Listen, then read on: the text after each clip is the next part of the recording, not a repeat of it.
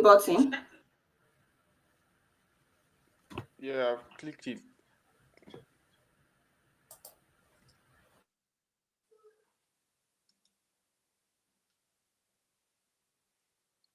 Okay.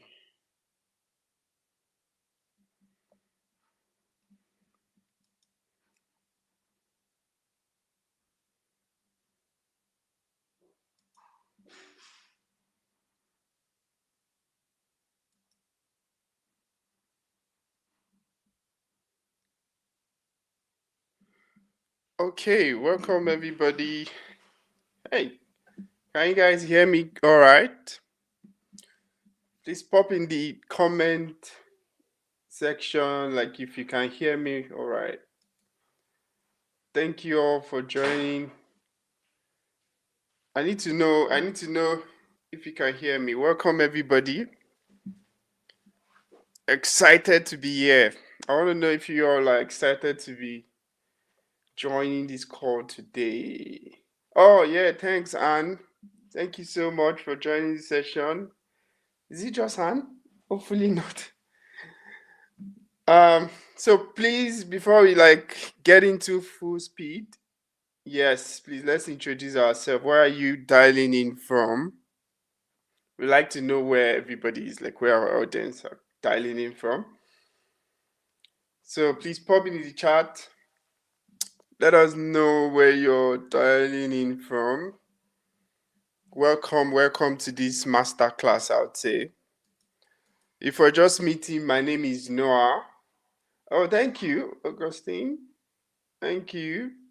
Good morning to you. All right, let's pop in the chat. Yeah, Anne from Sydney. Thank you, Anne. Yeah, we've got a couple of people. All right, great. We're gonna get into full swing now. But thank you so much for joining this session today and for choosing to spend this time. Yeah, George for Brisbane, thank you. I'm sure that by the end of this session, you would learn something that would potentially change your life. And I'm not just saying it to brag. Like, we've done this session multiple times over the years, and trust me, a lot of success testimony has emerged, right? I've got a lot of testimonies where people join this session. Maybe they join our program. Maybe even if you don't join our program, you learn something. You just have that mindset shift that will change your life. But why am I actually able to say this? So if we're just meeting, my name is Noah, and I regard myself as a coach, prosperity coach. Now you may say, what does that mean, prosperity coach? For me, the broader vision for me is to tell your feedback. All right, great. So broader vision for me is to have, a world where Africans thrive and prosper. And what does that mean? Right? A lot of us are thriving, giving, but there are a lot more people that are probably just surviving. Surviving means you're like juggling multiple jobs, working in exhausting jobs, and you're like asking yourself every day, I am more. I want to be more. I want to do more. Right? Like, I know that I'm more. But yeah, we get it. The bills, everything, the issues, the challenges that this system throws at you does not give you breathing space to be able to inspect, like, yeah, what else can I do? How can I tap back into my God-given purpose? So it's just like loop of survival. You're in survival mode. And some people, it takes years before they can get out of that survival mode into like thriving. For us, the message for us is you can condense that time. Like, you can condense that time. We're in the information age. The people that have the right information, the people, they say that the smart man will learn from people, right? A smart man will learn from their mistake, but a wise man will learn from the mistake of others. Now, because we have experience coaching, training hundreds of people at every given time, we learn from, can you imagine? We learn from so many people's experience. And before we got here, we've had our own experience that has actually shaped us to be able to serve you. So I'm really excited for you joining this call. Like I said, so many people will leave this session and be like, nah, Tayo, wow, that thing you said, I resonated with it. And yeah, I'm ready to take action. I'm going to change my life. So you've come to the right place. In the next couple of minutes, right? I think less than 2 hours, we are going to be sharing some expert strategies that would help you. So if you're somebody that you're like, hey, I've come to this country, I'm an accountant, I'm a lawyer, I'm a doctor, whatever your profession is, but somehow there's just a wall for you to be able to get into that line, do the work that you're called to do, right? You're like, oh, I can't even get an interview. Or I go for an interview, I just never hear back. Like they just ghost me every single time, right? We've been there. Trust me, we've been there. And not just us, the people that we said that come into our space, our community, we can tell, like, oh God, this is what you're doing wrong. And this is how we need to fix it. So I'm going to pass it. I'm going to be going into this session with Tayo. Tayo is going to share a powerful story of transformation. All right. So let me pop up the slide because she needs this slide to give you visuals. So you know that we're not just telling here, we're going to show you things that will give you like, wow, actually, no, I get it. I get it. Because you need to know the essence of why we're very obsessed with this thing. You can ask people that, have actually come to our space. We are obsessed with this thing. We're obsessed with like serving. So welcome everyone. I'm going to pass it to Tayo. Tayo? Right, amazing. Noah, can you hear me? Yeah, loud and clear. All right, great. Thank you all so much for tuning in today. I can see a lot of people in the group chat, so thank you. If you're just tuning in, my name is Tayo, and I am the co-founder of Sync Skills. And I really need you to give me attention because in the next 60 minutes ish or 90, you will learn our exact strategy on how to crush interview nerves, get multiple job offers without spending years on fruitless applications and lots of just you attending interviews. So please and also I need you to stay till the end of this webinar, guys. I need you to share this webinar with someone because at the end of this webinar, myself and Noah have got something to share with you. Tools that you probably haven't seen before that would help you do three things. It would help you organize your application and ensure that you are tailoring your applications. You understand how important that is in the course of this session. And I'm going to give you another important tool that can help you search for the contact of any recruiter. These things are real. Sometimes people tell me, oh, Taya, I didn't find the contact details of the recruiter, on their website, da, da, da, da, da. It is there. You're just not looking at the right place. So if you stay till the end of this webinar, you're going to have a tool that can help you to discover contact details of recruiters, hiring managers. Okay. So now I'm going to ask every single one of you to please give us your attention. Don't scroll on Facebook. Don't go on Instagram. Stop checking your emails. Just your utmost attention. Because this is going to be super important. I need you to take distractions away. We're going to be talking exactly the strategy that has helped myself. I'm going to share my story in a second. But that strategy has now transcended beyond just myself and Noah.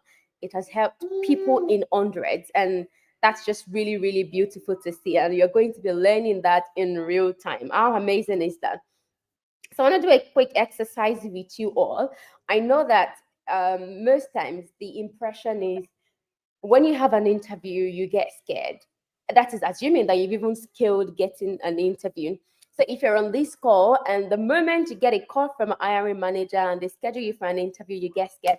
I need you to leave me a comment and say, yes, I get scared when I have interviews. Because, I mean, it's okay to be scared, but it's a normal reaction. However, if even during that interview you're still shaking and that's affecting your interview, then that's terrible.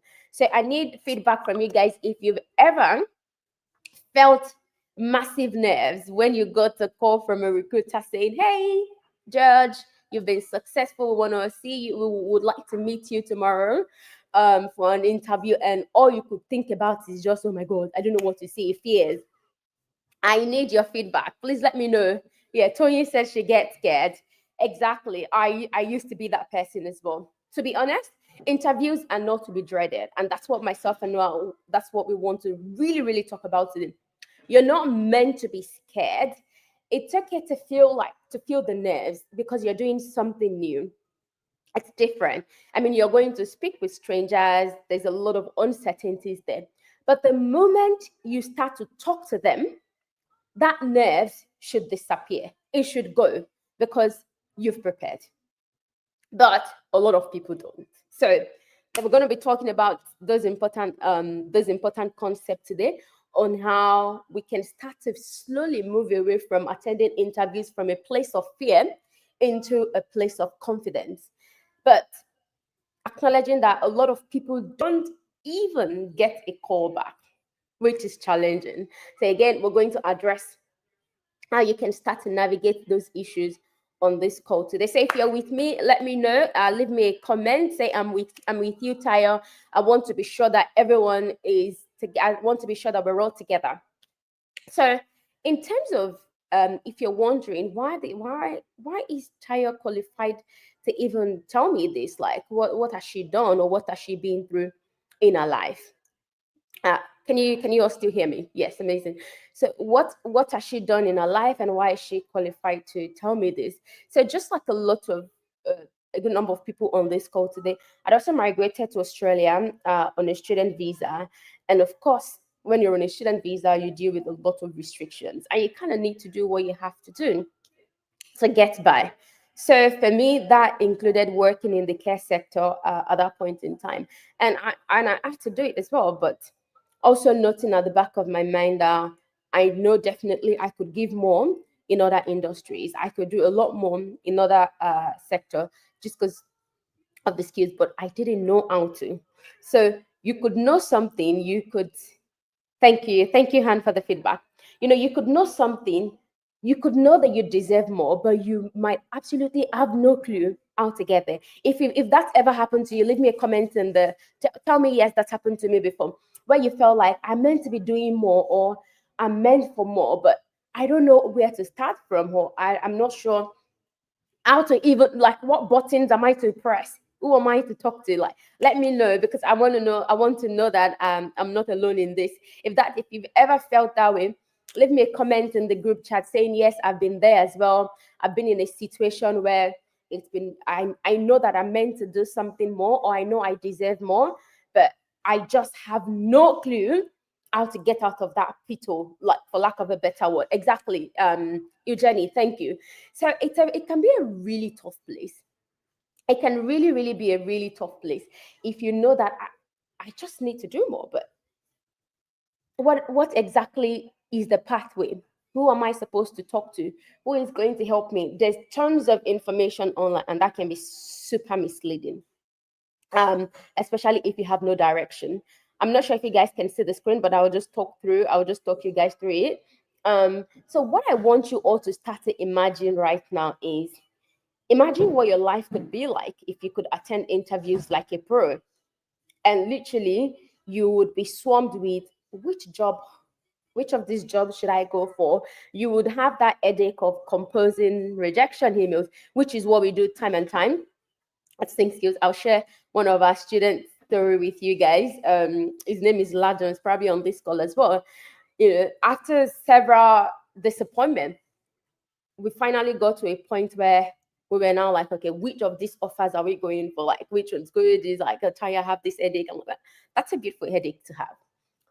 This and more is what our strategy can offer you. That one I can assure you. So anyway, back to my story. Of course, just like every other person, I'm not sure now if you can get the visuals up just to give our audience something to imagine. So pretty much coming into Australia as well, student visa, I had to do that. But because I know that because of my background, my parents are very entrepreneurial. They've got like a very good entrepreneurship spirit. So I knew there was something more. Yeah, exactly. Thank you, Noah. And so that's me in different forms of all the things that I've been up to in my life. So if you look at on your left hand side, that was me on the plane coming to Australia, a really young child traveling to Australia. And I'm really excited that I kept this picture because it just reminds me of, how far I've come. And if you look at the second girl, that's me in my aged care uniform. It was such a pretty uniform. And took the photo and send it to whoever cared. My parents didn't understand what the job was about, so that's story for another day. But I had to do that as well. And one thing I always say to people, like there is absolute dignity in every job. It just depends on what you want to do and what works for you. For me, I wanted to be different. For me, I wanted to break the norm. For me, I didn't want to be another African that is just working in a job where she didn't feel like she was going to give her best. Even the Bible frowns against it. You need to use and optimize your talent to the highest level. So for me, that meant I had to explore something different. If you look at me on the third slide, that was me. I decided to delve into catering. One thing about me is whatever it is that I do, I've got to do it with excellence. So wherever I find myself, I have to do it with ultimate excellence. It's just, it doesn't matter. Even if I don't necessarily resonate with it or I don't feel like that's where I'm meant to be, I still have to give it my best. Because guess what?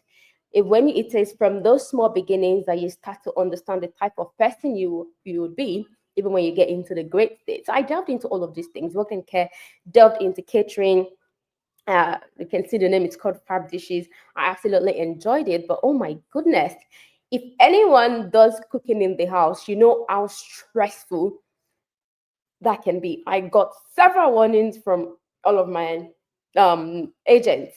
I will tell you, you're going to turn our house into a commercial kitchen. I will tell you, you're going to turn our house into a restaurant. Like, it was so hard. I needed a lot of hands. Like, if you if you find cooking stressful, leave me a comment in the group chat. If you think cooking is, I mean, Noah loves cooking, but even he recognizes that it is stressful because you kind of need to spend like 3 hours just freaking cooking.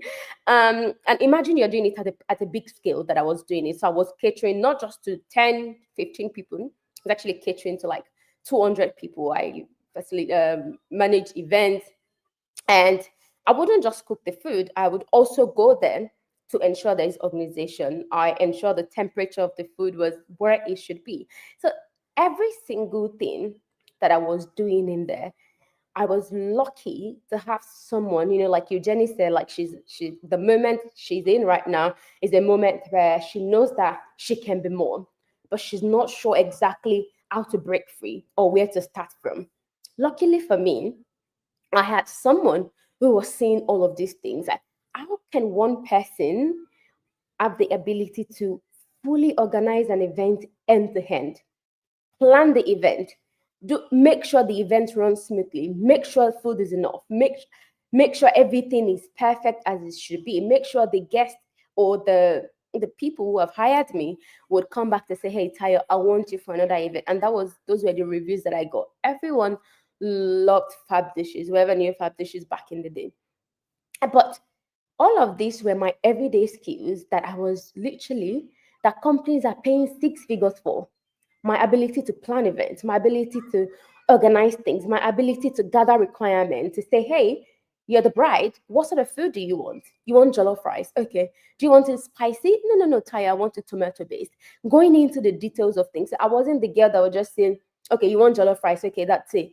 Let's go into the details. What type of jollof rice? Who are the people that you're inviting? Are we having Aussies? Are we having Asians? So we don't have to call 911 because the food is too spicy. If I cook it with my Nigerian, my super Yoruba girl Nigerian vibe.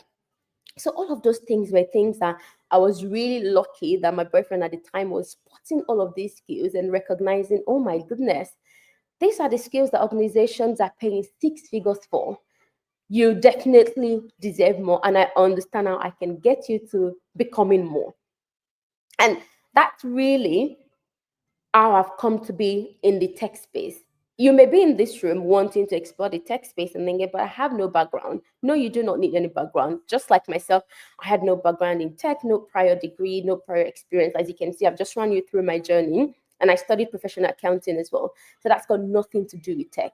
But I have the inherent skills that I was able to then build with learning, continuous learning.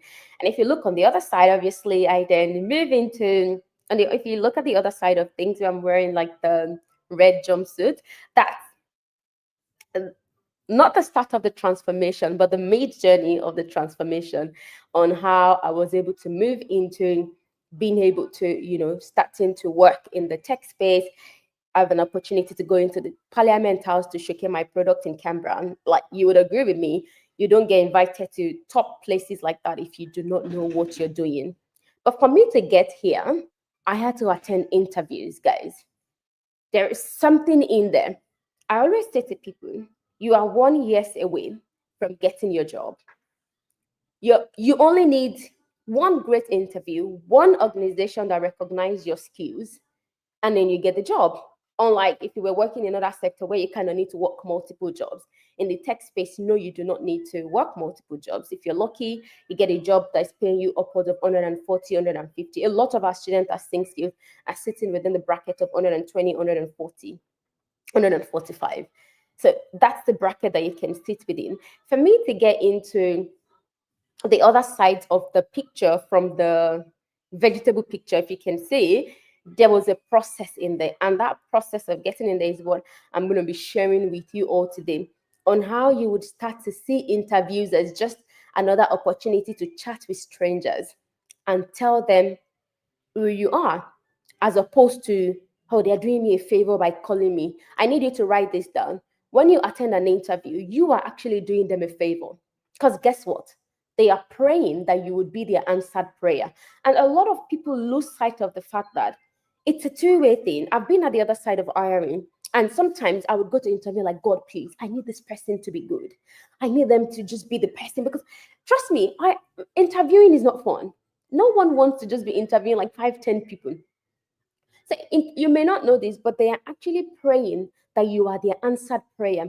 So the ticket, the onus is on you to go there with tact, strategy. How do I talk to these people in a way that they would say to me, nah, would be insane not to give you the job. I've gotten that comment a lot of times. I could be insane not to hire you, even when all odds are against me, like maybe location or visas or things like that. They bend the rules. And those are the things that can happen. So whatever point you're in today, I need you to know that there is a way out. I need you to know that this has worked. This keeps working. I need you to know that there are people who have walked the path that you desire to walk. So if you've got any questions all the way, feel free to pop it in here as we continue to talk about what are some of the important things that you need to keep in mind when it comes to attending interviews. Of course, the first step. So for me, is going through that journey is I have been able to test a lot of theories, a lot of concepts. I want to break some of your false beliefs today that interviews are to be dreaded, that a hiring manager is doing you a favor by bringing you in there. You're doing each other a favor. So once you know that, you attack your interviews from a place of confidence rather than a place of fear. There's absolutely no reason for you to go into an interview and you're shaking. No one's going to give you a job out of pity. I'm sorry.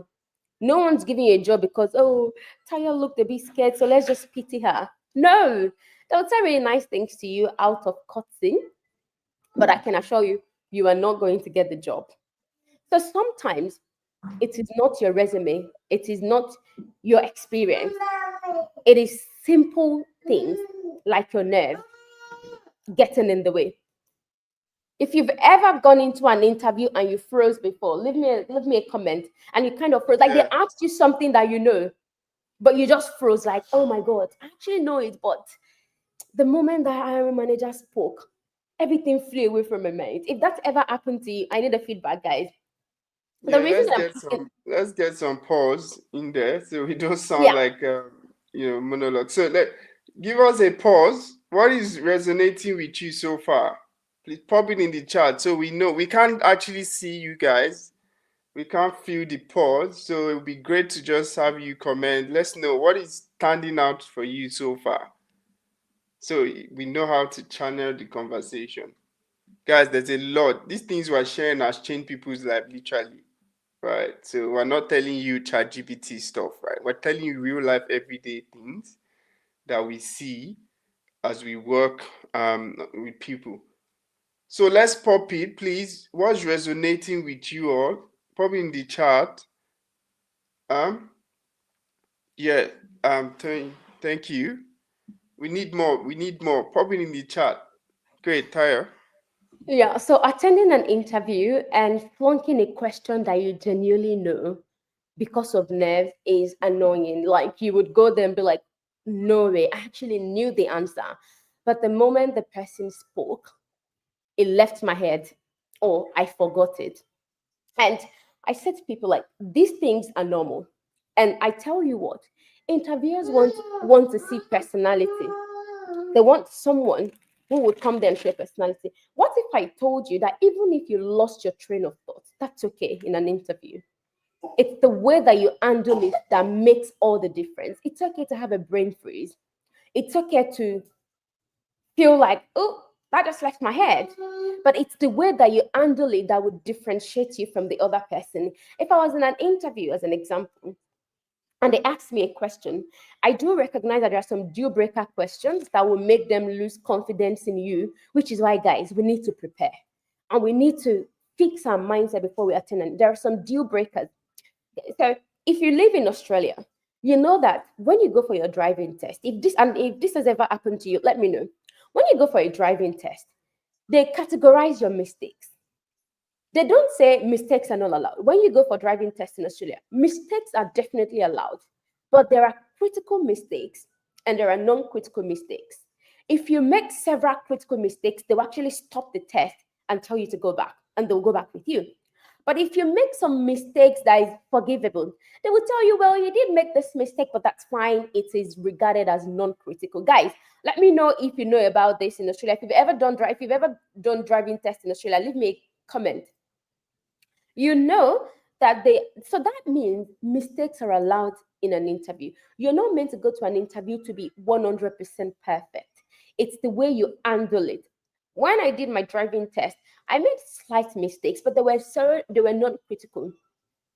And I was told, oh, this is some of the mistakes, but I was like, oh my god, did I fail? It's like, no. It's considered non-critical. So it's the same thing, guys. Let me know. Do you know about this? Have you gone for a driving test in Australia before? And do you typically read the results to see some of the mistakes that you made, but you passed? So that means the mistake doesn't affect your performance. It's the same thing in an interview. If you have a brain freeze, the mistake that we make is we say something like, um, um, sorry, like they're just looking at you like, oh no, it's okay. They're not going to give you the job. They're not going to give you the job. So if I make a mistake in an interview, say for example, I have a brain freeze, I can jokingly say something around the fact that, oh, that's actually just left my brain for a second. Just give me a second while I catch my thoughts, while I put my thought together. If you say something with confidence, they know that now this person is confident because guess what? On the job, you're not going to have answers to everything. The difference why someone will go to an interview and make the same mistake that you make and they'll still get the job is the way they handled that error. Is the way they handled it. So if you go into an interview and you have a brain freeze and you start to say, um, uh, sorry guys, yeah, you start to do all of those things. It just shows like you don't know how to manage people. You don't know how to manage a difficult situation because that's a difficult situation. We can all agree. But if I'm in an interview, I have a bit of a brain freeze and nothing's coming to me. I want to tell myself, breathe. You know this thing, Tayo, but for some reason, you've just had a brain freeze. So it just left your mind for whatever reason. The way the brain works, when you understand the way your brain works, you give yourself a lot more credit. The more you panic, the more your anxiety level rises, the more you forget. But if you slow down and you tell yourself, you know this thing, it's gone right now. I said something, I said so I would communicate what's happening. I've just had a little bit of a brain freeze over there. It's just for some reason that's just left my head. I will collect my thought together. If it's okay, can we come back to that question? Confidently, confidently, you do that, and when you remember, you go back to that question. You tell them, they would appreciate your vulnerability. They would appreciate the confidence that you've used in addressing that situation, as opposed to making it look like it's the end of the world. So, nerves, I say to people, see, that fear will kill you faster than that interview itself. Your fear will kill you faster than your failure. Because when you approach things from a place of fear, it's hard. What your mind is projecting is, we're scared. We're scared. We don't know what's coming. No one knows what they're going to ask me. Even though I know it, what if I forget? What if I don't know what to say? What if you don't know what to say? You're going to undo that situation. You're not going to sometimes they ask you a question that you genuinely have no answer. You know that you haven't prepared, you haven't seen it before, you have no other option, and then you stay in that interview like, oh yeah, thank you for that question. So like, no. So I don't want us to do things like that in an interview. If you genuinely don't have an answer, be completely honest with you. Oh, I'm not too sure about that particular question. If that's okay. However, this is my experience in this particular area. So you want to say something and pivot into a different part of things. Like, are we following team? So leave me a comment. Like, if that's ever happened to you and you think you've handled it poorly. Because again, it also stems from our mindset of, I'm meant to be 100% perfect in an interview. Please, this is in no way saying that do this for every question, or do go to interviews without preparing. Lack of preparation that doesn't look good on anybody. So please, that's not what I'm saying. I'm talking about edge cases where something leaves your head, or where you absolutely have no response to it, but you want to pivot and tell them something else that you know. So it's all about thinking, thinking on the spot and being smart Yeah. about it, like quick knowing and recognizing that I am also doing them a favor by being present in this interview. Secondly, the things that I know, I will say it really, really well and emphasize on it and take ownership of that conversation in that moment. So you noting that every single action of yours can ruin that interview, which includes how you handle difficult questions. It's like when you start working on the job, right? You're not going to be in sessions and you're going to understand everything. No, there's going to be moments where you have to say to your colleagues, look, I'm not too sure. I'm going to look into this. Is it okay if we pick this up at a later time? So we Yeah. need to understand all of these subtle things during an interview. So sometimes it is not just about your experience, it's the little things that you've allowed to impact the experience, even for your hiring manager. So please, this is very, very critical. Three things for you to note there. Number one, interviewers are actually praying that I'm their answered prayer. So they have called you because they want you, because they feel like you've got something to offer them. It is now up to me. It is up to me to prove to them that you are indeed right, that I'm the person for this job. It is up to you to prove to them that you are the person for that job. That is assuming that you've done all the preparation. So that's very, very critical. They are praying that you're their answered prayer. They've called you there because they think you've got something to offer them. Now I'm the pilot. I have to direct them in the place where I want that. So you're steering the conversation where you need it to go. All right. So please, very, very, very critical, guys. If you're still if the mindset in which you attack something is going to really affect your outcome as well. So never go into an interview with anxiety. Oh, what if? What if? What if? Rather, focus on, how do I handle a question that I don't know? How do I handle a difficult moment? How do I ensure that even if they ask me a question in this direction, I can channel this? More importantly, how do I attend things from a place of confidence? Very So let's critical. just Yeah, let's just take a pause, right? So let's know that we're together. We're catching this gold mine, guys. So let's pop in the chat. What has stood out for you? Did you have any aha moment like, wow, yeah, this is what I'm missing so far? It's also important for you to understand that these things we're saying, right, there are things that we test almost every day. Real people that are going for interviews and we're checking the feedback, and that's what we're literally showing. But before you even get to this point, you've got to have skills and experience.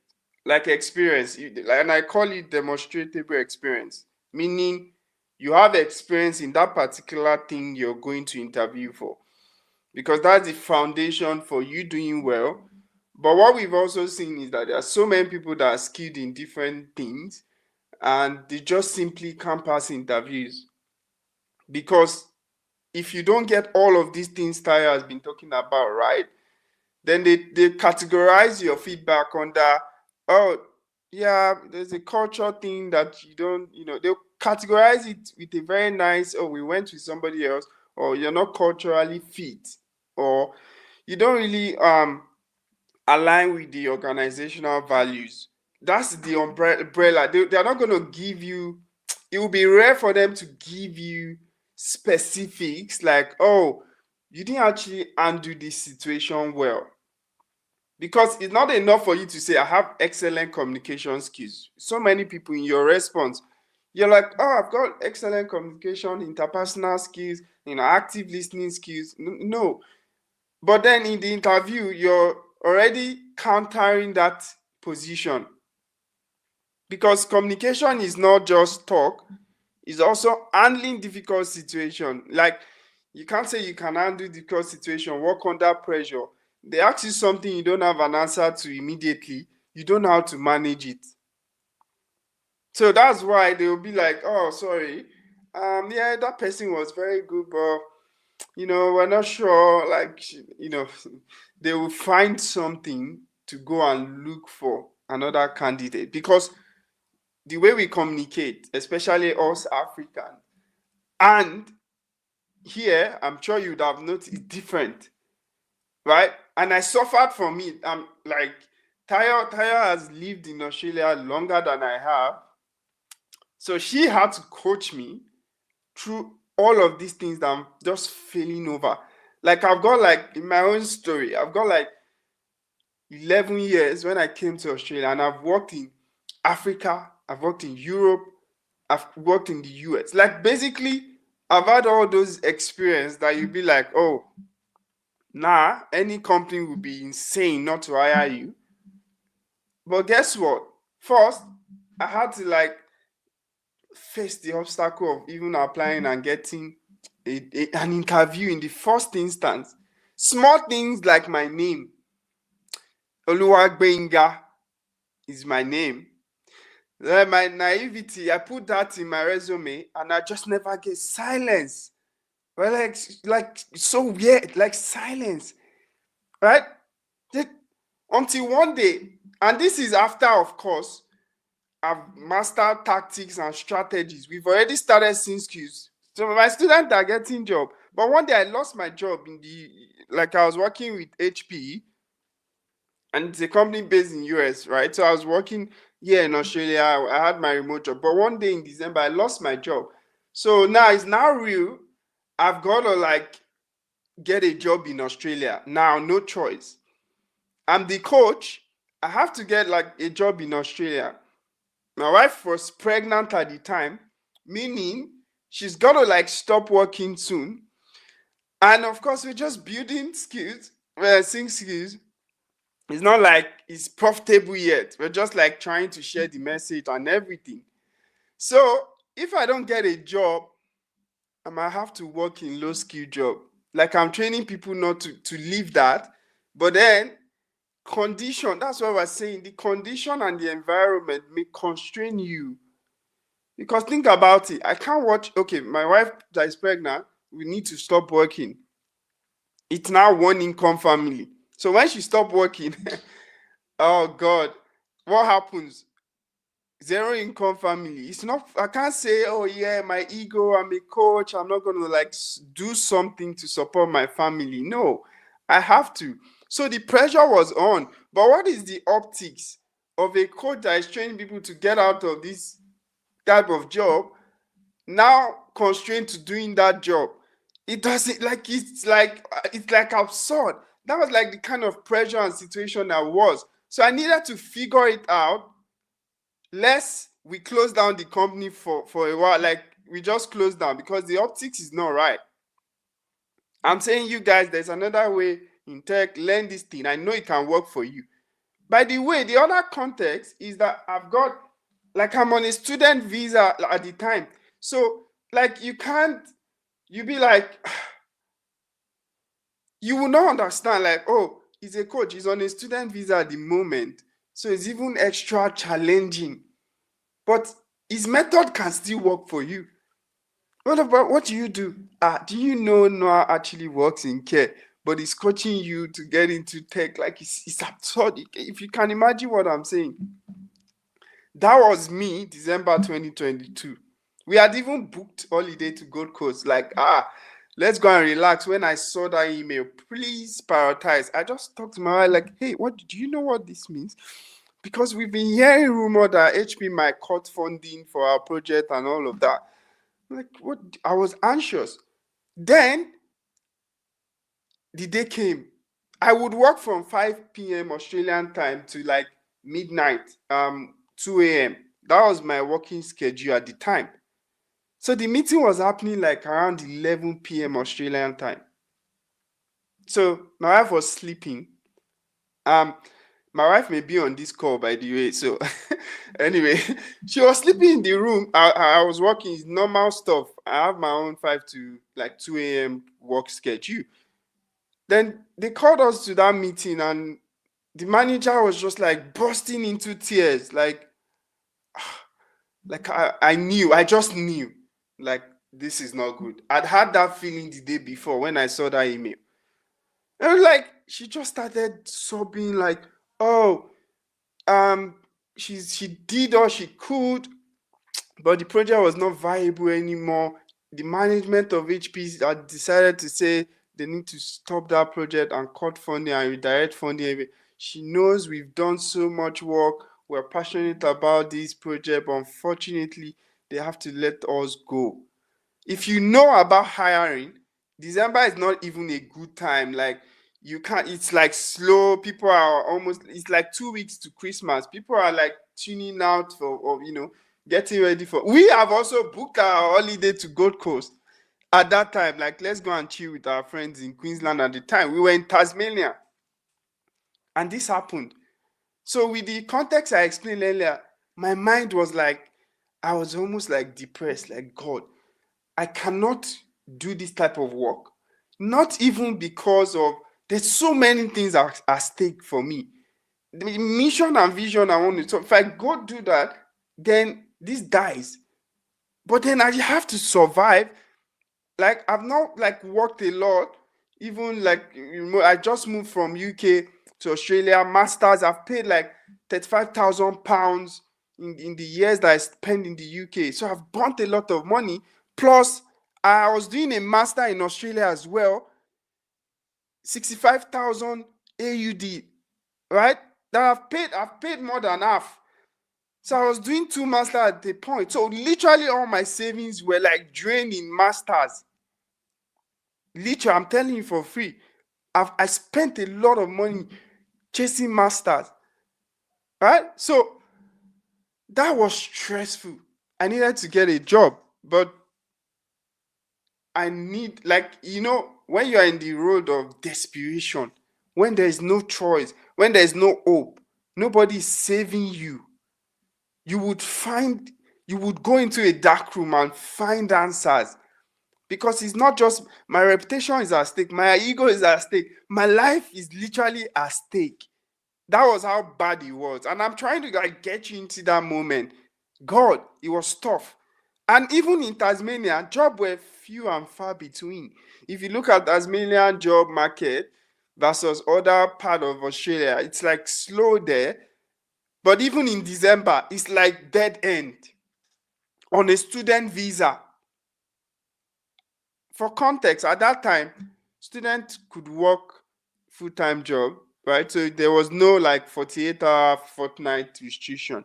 But bless you to find somebody give you a chance as on a student visa to even prove yourself. Even people that have proper visa today, you know how challenging it is. So you can imagine. But anyway, that was the part that I went through.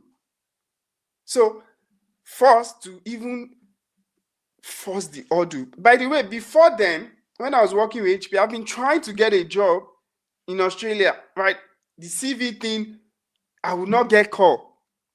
Not even phone call. Like, hey, we even like your CV. Until one day. So I let, like, myself and Tayo were like, you have gotten jobs. Like, this is not so. Like, why is it not working for you? Right? So it was very frustrating for me. So one thing that we realized, Australian local experience. I thought, yeah, I have HP experience in the US, I have experience in the UK, of course, most of my experience in Nigeria. This array of experience, they'll be insane not to hire me. But Australian job, like, they want Australian experience. It was a thing. It was a thing. And so many other things, optimizing, Taya will talk about optimizing, making sure that you can really measure how optimized your resume is, right? So, but even subtle things that is funny, like my name, I was saying earlier, was working against me. Who would have thought that you putting your name can even work against you, like our local long name? And that's the story of how I actually changed my name to like use my middle name Noah, because it's English, is easy, everybody gets it, we move on. Avoid complexity. So I put that after learning all the tactics, strategies, optimization, we built frameworks and all of those things, you know, I got a job in 8 days. But the things that I've suffered before then, the way I was interviewing, God, like I will make simple mistake. I will go all very technical about my experience and all. I just forget that it's not really about your technical skills alone. Like it's really about presentation. You're a salesperson. You need to sell yourself, your strength. You need to be conversational. You need to be engaging. Plus, nobody tells you that you need to be likable. If you're not likable, the colleague, like they are the people that are going to tell the company they want to hire this person, is because first they like you. So you need to see it like you're going for a wedding ceremony. Mm-hmm. They need to like you. If they don't Yeah. like you, everything for you can be the most technical and good qualified, they will find something to say this is why you are not culture fit, organization value. They will tell you that is why we can't hire you. Yeah. You got some people go into interviews frowning the entire time, as if that's going to make Oh, them feel like you are the most serious person in the room. That's going to really, really affect you because I recall for context, I work in a bank. So I recall at that point in time, I think it was like 2 years ago, we were trying to hire some delivery leads, and the program manager came out of the interview and she was talking to me. So I said, "How did it go?" She was like, "It was really good. The person was really technical. They've got over a decade of experience. It was a really good chat." But in my mind, I'm like, "Sis, you just said all these great things. What do you mean, but?" She's like, "Yeah, they didn't quite have the level, like the personality that I was looking for." And I said, "Oh, tell me, like, what did that look like for you?" Because like they don't look like someone I could have a chat with in the coffee room. Like the person lacked personality. Point, like that's what she was trying to say. Because the entire time they were so serious, frowning, like they weren't smiling, no make small talks. An example. Some of you go to an interview. Hiring manager says something like, "Oh, so how are you doing? How's it been?" Good. And you just good. say, "Yeah, good." Oh yeah, and some of them even go ahead and say, "Oh yeah, it's been really hot in Brisbane." And I'm just like, and Yeah, you just say, "Okay." Like yeah. it's, it's an opportunity for you to connect as well, guys. I've been in an interview before where I spent the first 2 to 3 minutes talking about the surprise baby shower I was planning for a friend. I'm not kidding you. So the person said, "Oh, so what are you up to?" And I just said, "Well, it's been a very busy week for me because I've been planning a surprise baby shower for my friend." And she got super interested and she was like, "Really? Tell me. Oh, I love babies." And I went into how I've been planning the baby shower, and she was so excited to the point where she said, "Okay, Taya, why don't you interview me? What do you want to know about this company?" So the beginning of that interview is an opportunity for you to show who you are, engage in small talk. So they say, "So how's the weather over there?" The response is not, "The weather is okay, thanks." No, make something up. You're a salesperson, like Noah said, market yourself. Even put something up. Well, the weather hasn't been too bad. It's gone up and down a little bit in the last couple of days, but currently it's a little bit warm, and yeah, I really love it warm. And what about you? How's it over there? Engage. Not, "How are you? Good. How's the weather over there? Not bad, thanks." Like very Yeah. monologue Like, and no personality and no and it comes interaction. from nerves as well. Sometimes you've got it, you talk to friends, but when you were in that interview, the mindset Tayo was saying Yeah, earlier, you're like, oh my god, I have to be serious, straight front, like I have to be focused. Like it's just like, oh, question, answer. It's not FAQs. no, Now we treat interviews like FAQs. they're not. And that was the mistake I was doing. It's like you ask me a question, I want to give you all the technical answer I have. Like, dog, oh, by the way, this is what I've done. Like, be personable. You've got to be liked before they care about your technical experience, and the way you present your skills and your experience matters as well. It does. It What does. is It does. dropping for you guys? Are you guys resonating this? We could get more comments. It makes us feel Let like, me, yeah, we're talking like we need to yeah, know. guys, let us know if you've ever felt like, if you've ever been in an interview and you've just dialogued in one way response monologue. They say, "How are you?" You say, "Good." Or if you've been in an interview and you've been chatting with them. So please let us know in the comment, if that's ever happened to you, or if you've experienced it, and when they ask you those questions, your mind is just get started with this interview. I don't really have time for all this small talk. Like I said, I was having a chat with this lady about the baby shower, and one thing that you forget is that also helps you to settle into the session well, because you are now talking about other parts of your life. You are saying something interesting to them. So I want to hear your experience, guys. If you've ever been in an interview and you've just gone one way, one word answer on them. "How are you?" "Good." "What's your name?" "Tayo." Yeah, Everything is a just good, monologue. yeah, monologue. You get Yeah, it. and it's not your fault. It's the way where we are from. I told you, like I would go for interview. I went for like 3, 4 interviews that they told me, wow, you're a great candidate. And in the interview, I got a vibe. They understood what I was saying. It was clear, but I didn't get the job, right?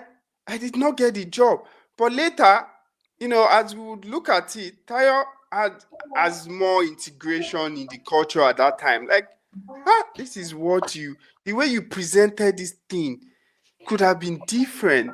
There's no storytelling. So you hear star method all the time, but the big issue is in the implementation, because that's not the way we talk normally in our everyday. These white folks, that's the way they kind of like talk.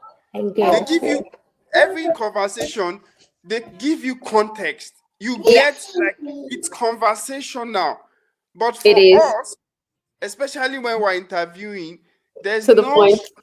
like it's just like technical. Let me just be serious. That is It's what fun. what has worked for us back home. Yeah, And when you yeah. bring it here, Mm-mm. it simply does not. I can tell you for a fact, if you scale the first stage of getting an interview, because without doing well in an interview, you're simply not going to get a job.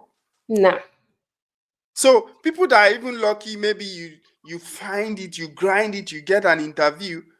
Now you go to interview, you just see they just not get back to you. They're like, it's because of some of these things that we're saying. Of course, Absolutely. bedrock of it is that you're skilled and you got experience. And Yeah. if you've not got that, of course, we support people to build from scratch. Like Taya shared our story. That's what we do every single minute. So we can help you with that. But we're talking specifically about resume interview process because that's a killer. Right? That It is. we spend month and month helping people develop slowly. It's like you're training people how to speak English, new language. Yeah. The language of interviewing is different. Mm. Like it's like there's so many things. There's storytelling, there's framing, even how you sit, how you engage your body. You see, I'm using my hands, like I'm using my Smiling. hands, gesture, smiling. The pitch is going up and down. Like there are times I'm like fired up, like you see what I'm saying, guys? And that sometimes I'm like solemn. It's nice There's and the calm. Yeah. pitch control. Because if I'm like saying that you need to look at this, I'm like it's flat. Some of you are flat in interviews, right? But if you're like, you say I switch it, like some of you are flat in interviews and some of you are flat in interviews. Which one Thank projects you. confidence? So you Mm-mm. can say all you like. Oh, I've got excellent communication skills. I've got interpersonal skills. I've got active listening It's skills. draining. I'm like, yeah. But you don't need to say it. It's the way Yeah. you engage. It's the way you engage in interview. Like they know. Oh no, you can't say this person is timid. Yeah. You can't say I'm timid, like I'm talking like this. You can't say that, right? So that is it, pitch control. And that was me too. That I'm like, I just like, and some of you can't get 5 sentences without, Oh my God. yeah, You mm, know. yeah, you know, right. I still suffer from it. I say right a lot, but I mean, it's gotten better over the. If I show you my interview, like even like Tayo, when we started this training, I've Yeah. been coaching people corporate training back home in Nigeria for many years. I come here and I will be saying, right, um, like I was just so nervous. It's not. There's so many filler words that I Yeah. didn't even know that I was using. Have you listened to somebody? Maybe now you start to catch it. You hear some people, the filler words in their Oh, conversation kills what they are Jesus. saying. Jesus. Filler, You they cannot are get past like, 4 sentences without, no, you know, uh, right? Actually, all those things kill the depth of your conversation. So you may be very good, but all those things will just make it hard for people to understand what you're saying. And then that is where it dies. yeah. So the act of interviewing is not just to talk. It's not just that you know the technical things about your role. It's Presentation. like even Americans Oh, like if you're watching their episode, it's like. But for us Africans, we use a lot of filler words. If you think that if you want to do the exercise, when you get like after this call, record yourself and listen to it and catch how many times you hesitated, you put filler words on all of that. um, I do it. I hated listening to myself yeah. until now. Now it's like 2 years, 2 years plus of recording content, teaching, training, and of course it gets better with practice. But even that, I'm still there. The other day I was editing a video I posted on my channel where Tayo will be like, no, you can't take it. I literally will have to take a break to drink water when we're creating a video because it's so hard. I'm like, today we're going to be talking about Um, like it's so hard. It's so hard, but it is practice that helps you. yeah. And that's one thing that we really do best as sync skills. So for us, we recognize these things. And I saw a comment saying it, sometimes we have that mentality. There's a work around this. I say to people, practice, practice, practice. There is perfection in repetition. Anything that you do repeatedly, deliberately, consistently, you get better at it. If you understand the power of 1%, right? You get 1% better at something every single day. At the end of that year, you'd be about 35, 37 times better. So it's super important. And that's why for us, we have a strategy around what we call our mock interview sessions. You come into these sessions and we simulate real life experience. I recall there was a surgeon that came onto the program. And if you know anything about surgeons, anybody in the health profession, they're very precise. You ask a surgeon what the issue is, they tell you point blank, this is the problem. There's no small talk. I'm sorry. This is the issue with you. Go straight to the point. Now, this my very, very smart surgeon who wants to upskill and secure a job in the tech space brought the same I brought the same mindset, the same approach. If I ask her a question, so how are you doing? Good. So Good. what have you been up to? Not much. Nothing much. No. You. You? Okay, thanks. I'm like, nah, that's never going to go anywhere. Introduce yourself. So my name is this and I've been this. Not smiling, straight to the point she goes. I said, this would not work anywhere. They're just going to say, look, you're really good, you're very technical, but you lack personality. And we worked together to the point where she has come back to the program as a learning support facilitator. And goodness me, the difference. She works as a senior business analyst, by the way. She got a job as a senior business analyst, a second interview, paying her upwards of $4,000 per fortnight. But it wasn't always like that for her. She started in a point where it's one word. So how is it going? Good. Good. You? Good. Good. Good. You. Everything is like to the point. No smiling, no expression. She would say, Tayo, does my face look like I'm smiling? And I'm like, no, you're not smiling. No, no. You need to smile. You need like just mirror me and copy me. You need to use your hands. You need to be expressive. If you're talking about something that you're passionate about, I can't talk about something that I'm passionate about and I'm like, yeah, so guys, today, Hmm. yes, I'm losing you guys.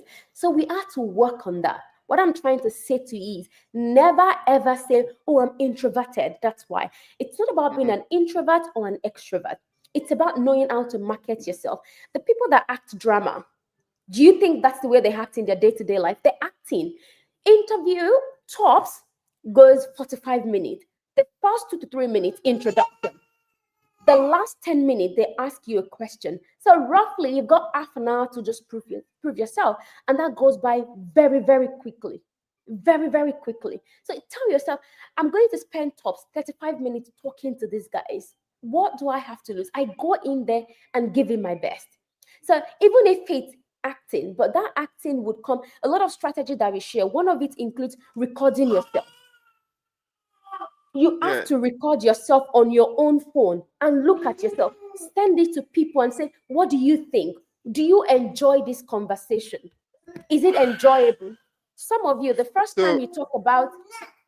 time you answer any question is during that interview, which is not good, especially if you don't naturally have the personality.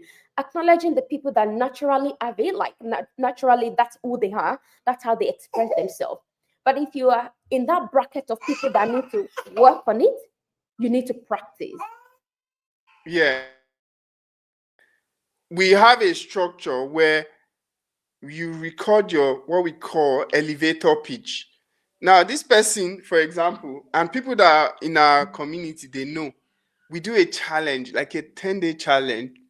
Immediately when you're done and you're moving to the dollar stage. Dollar stage is where we we help you build the skill of presenting during interview, where you show up like a salesperson. You want to sell your skills, market yourself the best way so you can get the best outcome. Now, if you record, I recall one lady, she said, Noah, I'm just sick of it. Like I recorded 50, tell me about yourself.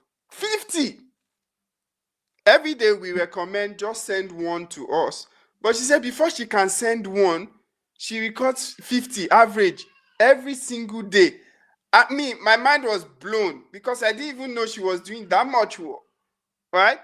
What was the reward? In the speed of light is the surgeon lady, because she was so like She was so straight to the point. In the speed of light, 6 weeks, she fixed all of those issues. And one more thing is like mindset. Like you can't be you when as adult, it's harder for us to be teachable. I read the book .com Secret, and there was an analogy of how children are able to learn faster. They take in information. They have that blank mind, like it's blank. So they learn, they keep learning. But when we are adults, we already form our thesis, like our opinions. So if somebody is telling you something different from what you truly believe in, you knock it. That's why you see argument. It's hard. Like you're a diehard fan of something you truly believe, right? You don't want another evidence. That's why there's the left, there's the right. That's why there's politics divide. Like so it's harder. But if you want to be great, if you want to live a great life, if you want to be rich, if you want to be fulfilled, you have to be teachable. You're a surgeon that spent many years learning as a surgeon, now had to unlearn what she ever knew about conversation. There's this movie on Netflix, The Resident, and there's Okafor. If you want to go check Yeah. that out, she's a surgeon, and she will tell you exactly how this person in question we're talking about is. Yeah. Like precision. They don't want small talks. They just want to be focused because they cut for a living. They just want to, precision is their language. So being able to train somebody like that to a point where they are like, to a point, sorry about that, to a point where they are now like she coaches people now. And that's one thing about experience. When you have been in a situation, you can lend that experience to people who are struggling, right? So now she lends her experience in our community to others, which is again very good because we like people that want to give, right? So when you take, you also should be willing to give. I share my story and the pain of how we actually got here as well. But in that process, I've been studious. I've recognized that I don't have all the answer. I share with you how Tayo will coach me. I've got many years of experience, right? Working in tech and all of that. But I like Tayo to, even when I initially was training people here in Australia, and small things like how I pronounce some things, Tayo will be like, you didn't pronounce that well. It would annoy me. Like, what do you mean? What do you mean? Like, I'll be like, no, you send me a message on iMessage. That will pop up. I'm like, don't, please, you distract me. I can't multitask. Your brain as a lady works differently. If I'm seeing that message distracting from what I want to say, I lose my train of thought. I don't appreciate it. But she kept doing it, right? She kept doing it. And I was like, recognize that now I have to understand that there's somebody at the other end looking at what I can improve daily and giving me feedback, even though it's distracting in the minute, is also part of the training. So I had to learn. I see the message. Oh, it helps me also adjust to. That's why we're saying pop in the chat as we're having this conversation. What is resonating with you? What is the moment like? Wow, yeah, I'm doing that. Oh, yeah, this is great. This is true. And thank you all so much for all of you, Emeka, okay, Ugune, George, Elana, for all of you that are actually popping in message. It really helps us to know that we're actually, saying the right thing. So yeah, please, it's very important that we are teachable. You need to unlearn if you want to move forward. Like you always have to unlearn. When there's new fact, know that. But you don't have 2 times to make your first impression.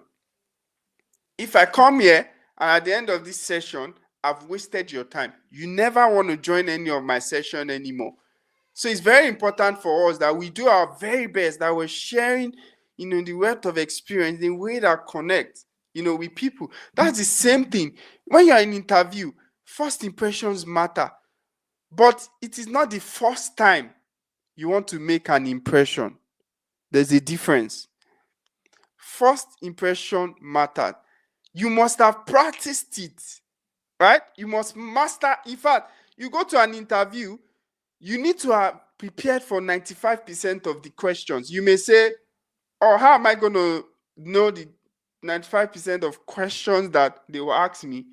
Trust me, that's what we prime and prepare our students to actually get to.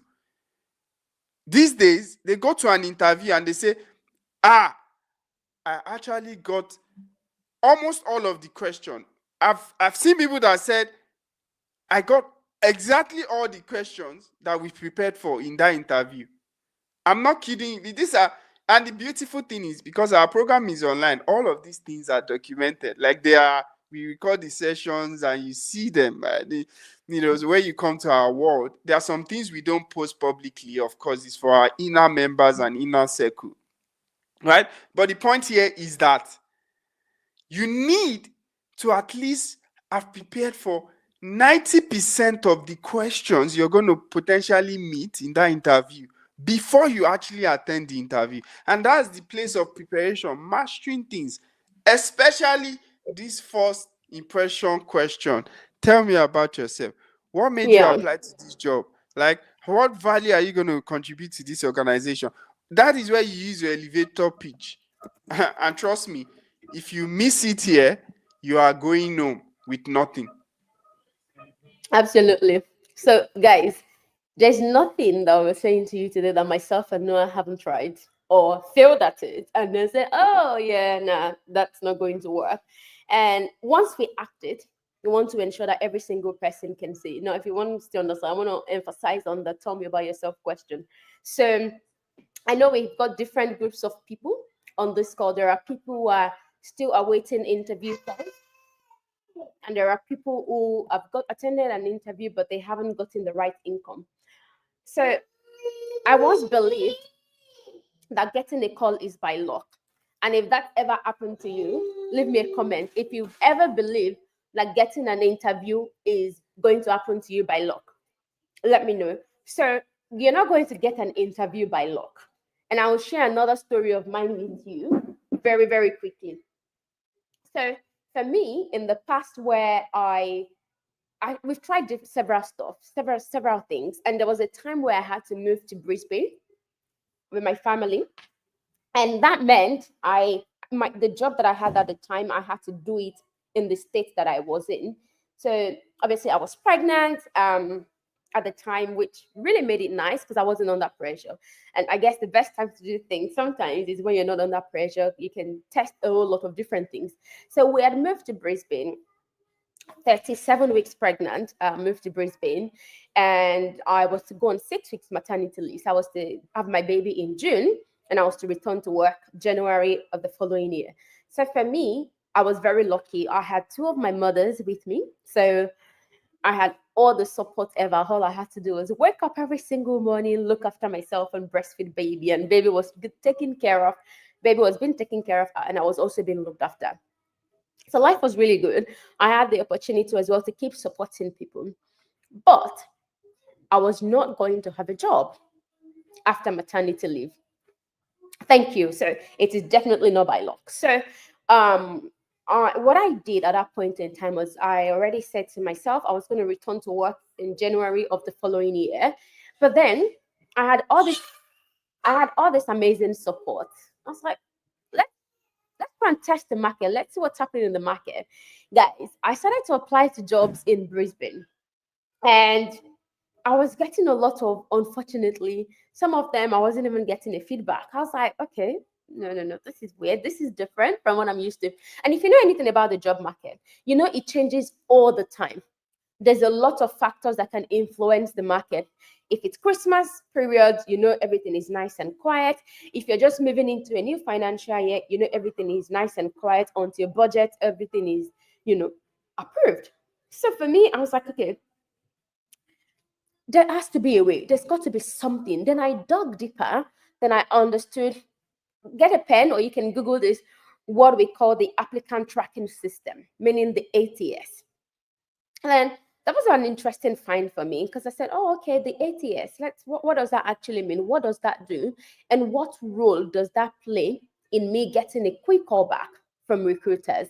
So I, of course, did my research, learned about it, and I understood. Oh, right, I get it.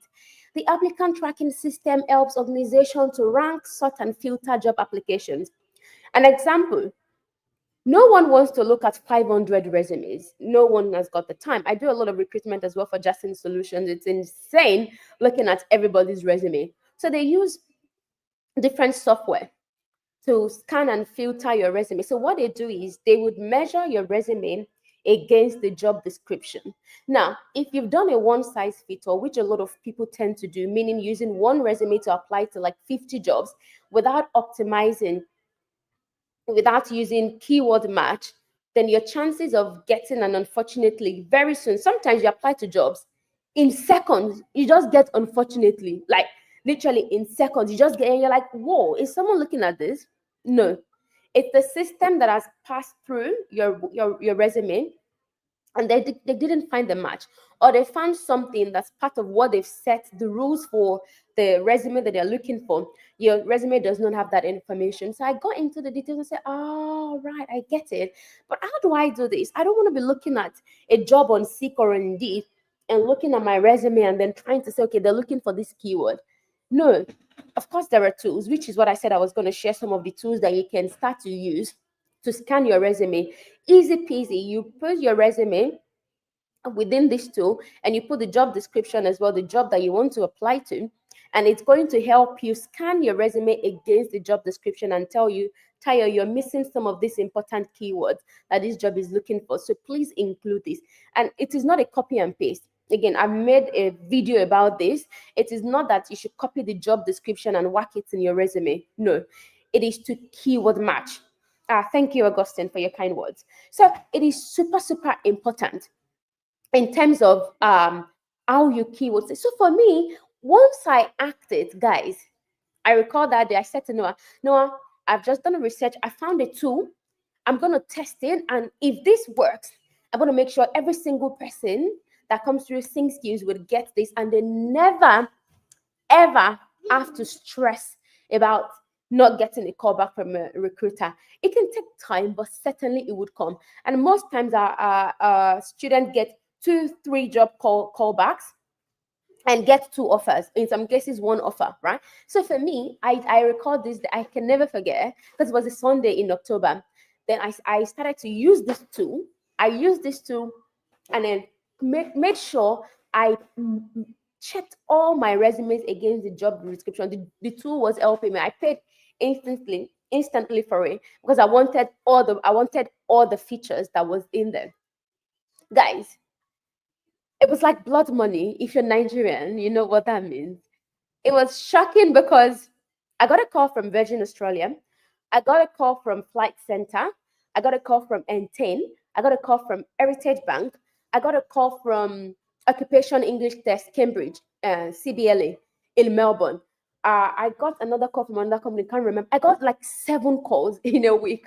My phone was, I was like, okay, what is happening here? All because I took a step to not just use one resume for all these jobs. It's like, when you have children, 2 children, twins as an example, from the same parent, but they love 2 completely different things. Even 2 siblings from the same parent, they love 2 completely different things. You can't treat child A the same way you treat child B. They've got their unique personality, they've got their unique needs. So why then would you treat job interviews as though it's just one resume, plug it in, plug it in? If they want rice and your resume only talks about jollof rice and eforiru, you don't meet their need, they're not going to call you back. They won't. And thankfully, we have a lot of tools that can make your life easy, which is what I'm going to share that at the end of the session if you stay till the end. But what am I trying to say? I, of course, attended all of this interview because, again, as part of our process, we do a lot of testing ourselves because I want all the questions from these companies so I can share it again, so I can give it to people. So when you have an interview, you have a good head start. All of these questions are documented. I've recorded all of these questions, package them nicely from all of these companies. So whenever you want to attend an interview, you have at least an idea from like 7 companies, not just this one, from even all the other companies, Queensland Health, RSCV, that some of our students have attended. Every of their interviews are recorded for quality checks. Of course, for us, it's all about quality. I want to listen to everything you said in that interview so I can see areas of improvement if that needs to be changed. I need to say that there's nowhere in the world where they offer that kind of detailed analysis of and troubleshooting, right, of your interview performance like we offer our, people at Sync Skills. There's nowhere, There's because nowhere. give them the tactics, we record it, and then we listen to it for the quality, for again, for specific things that you're doing, small things like, this is, we see it all the time, based on You what we've shouldn't been have sharing, said that. this is when you lost it. Yeah. You remember technical and non-technical error that we talked about earlier? Please, you need to be taking note. I hope We're you're able to taking. spot it, I hope you're because taking it. we've made that mistake. And of course, if you're in our position where we support like hundreds of people at particular time, then people are going for interviews every week, right? People are like struggling with different things, and we see different things, and we package that, we help them out so we document those things, and that has informed so many things. You can't see it anywhere in the world. No. You can't see it on ChatGPT. No, these are real life things that we've experienced. Absolutely. So for us, it's all about. So again, people have the impression that, oh, I attended an interview, it didn't go well. Maybe I'm not good enough. No, you're Mm-hmm. literally 1 year away. The fact that you attended an interview and the outcome was not what you wanted does not mean, well, I gave you my best. No, it's an opportunity for you to fire again and keep going. The surgeon that I'm talking about, currently working as a senior business analyst, earning upwards of $4,000 per fortnight. Our first interview, when she sent the recording, when she sent the recording, we listened to it, and I said, "Oops, I know exactly why we may not get the outcome that we want for this job." And when she attended the second one, I was certain with my entire life that that was the job. So Yeah. the first question they asked her in the first one is, they said, "Could you tell us a little bit about yourself and why you've applied for this position?" When she answered the question, she answered something completely different. In her mind, she was answering the question, but a little bit of nerves kicked in. And Yeah. when I heard it, I said, "You answered the question completely Opposite. different from what they were asking you." It was the opposite. And she went, even she didn't realize, she went back and said, "Oh, oh no, I get it. Quality check is super important for us." And she So lost the interview from that point. There was nothing.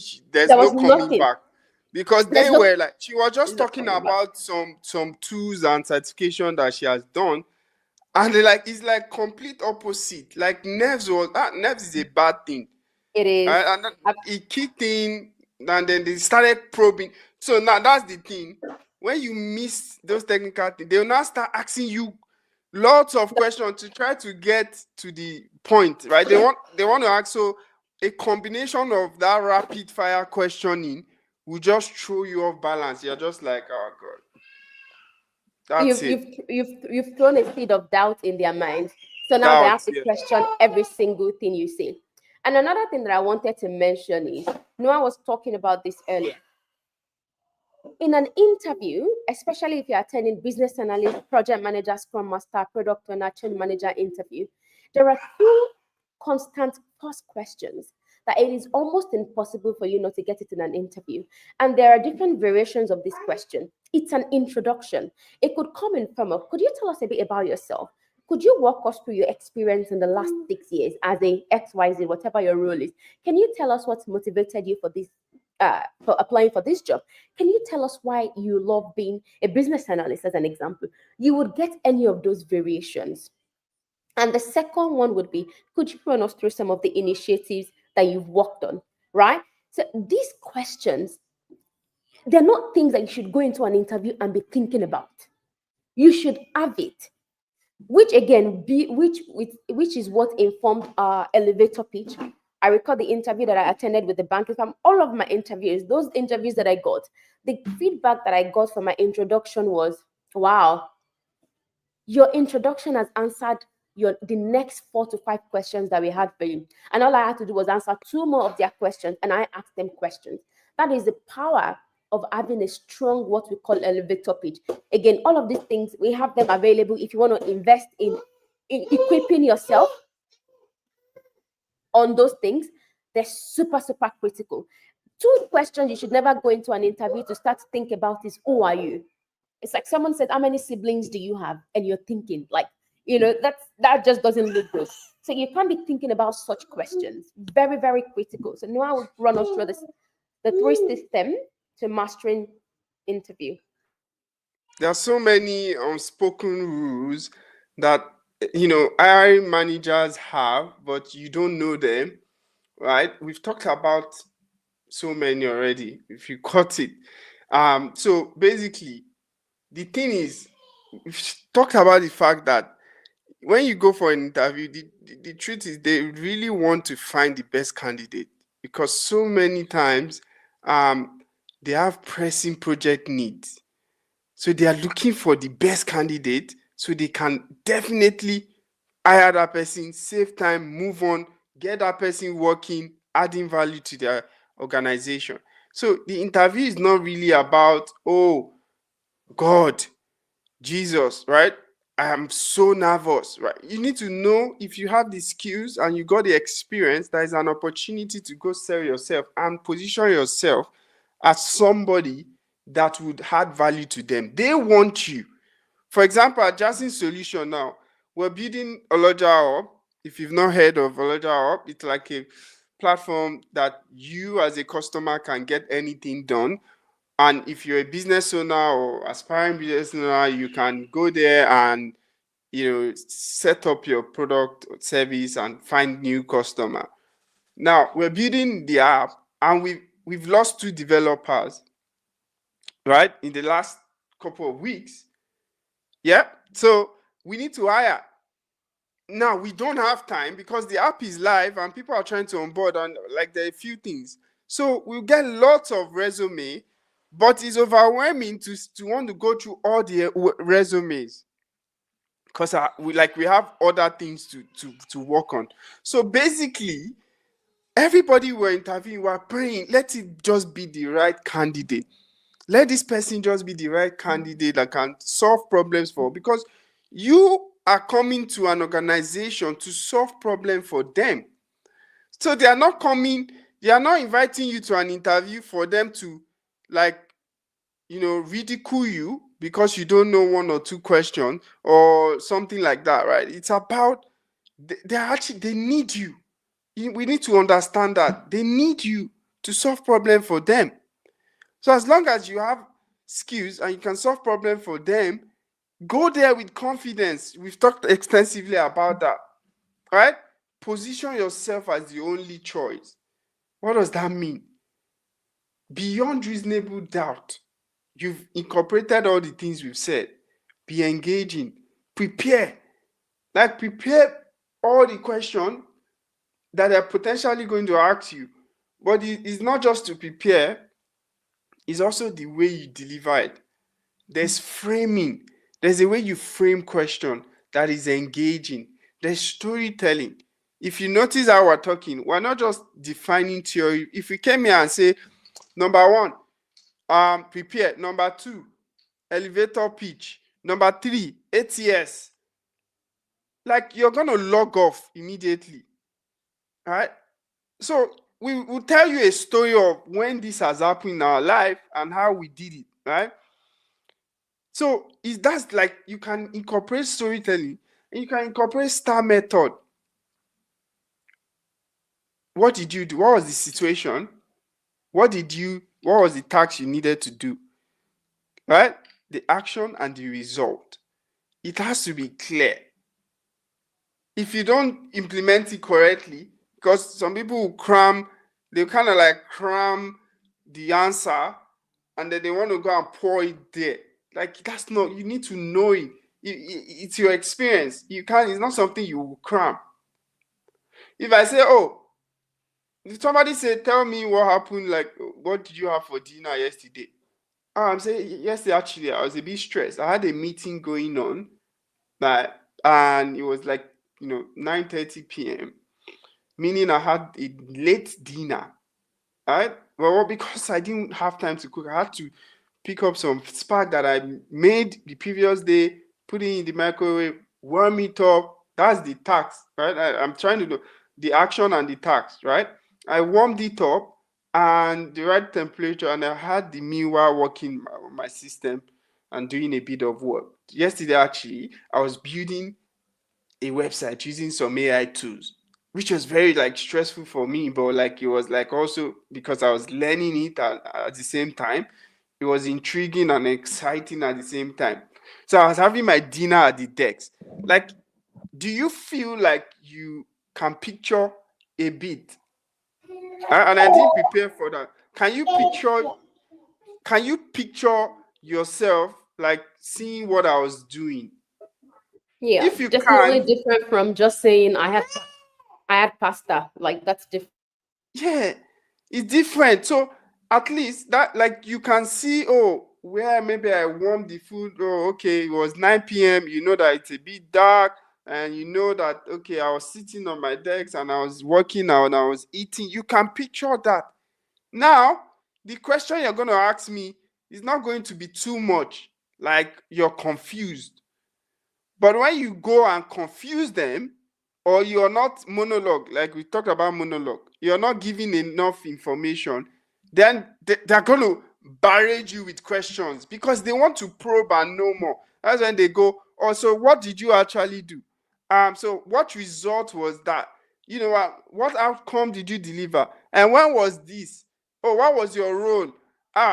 If they start to ask you so many questions like that, mm, Fine. like They're not satisfied, they're simply not. put. You haven't Yeah, impressed them. yeah. Just know that you have not been very clear. You've been very vague in your response. So see the way I explained that process. You need to draw people in and make them feel like they were part of that process for you. And even now, I'm getting better, right? I'm writing my book, by the way, if you want to pre-order. I'm writing my book, The Ideal Immigrant. I'm documenting my story, the challenges, and the wealth of experience that I've learned being able to serve many people and the transformation that they've gone through and experienced. I'm all documenting it from health, from finance, from career, from faith perspective. And I share snippet of some of those, on groups and my newsletter and all of that. And people were like, oh, this was what I was going through. This is where I am now. Share how this resonated with me and all of those things. And it just reinforces it like for me, like, oh yeah, this is gonna change people's life. So you need to draw people in a way that the recruiters like, oh yeah, actually I know what Tayo did. Okay, I can picture myself working with Tayo, and these are the things Tayo did on the job. So she'll be able to do that for us as well. Wow, I can see how that would be great for us. Now, they're not going to have any choice than to hire you. It's very objective. And you deliver it with confidence, it's flawless. So that is our perfect system for interviewing. This is like, of course, we're just telling you the step. But what is in the step is a lot. We can't go over everything in the webinar. We've shared stories and told you so many things that you may be doing wrong and how to fix it. But to actually work with you, because if you have information and you don't do anything, it's as good as you don't have information. It's as good as you didn't hear this, you're not here. So that is the thing. I didn't say it. I found that in the book because I'm also like thinking about it. If you have a product or a service, right? You may have the best product or service, but if you don't know how to sell it, you're not going to make any money. It's the same thing with interview. You may be very good technically, and let me give you a story. Now, many of us we watch movie on a very tiring afternoon or evening, right? Some of you watch in the afternoon. All right. So let's say in the evening you're tired from day's work. You're just you've like retired to your couch. You turn on Netflix, right? And then you've got no recommendation from anybody. You don't have a series or a movie that you had in mind prior. You're just exploring what movie should I watch. What makes you choose a movie over the other? Sometimes you look at the trailer, right? Or you may even click in, and the first few minutes, if it's not like seconds, if your tire is seconds, I still have patience. I'm like, okay, let me see how the story develop. But there are some people, they don't.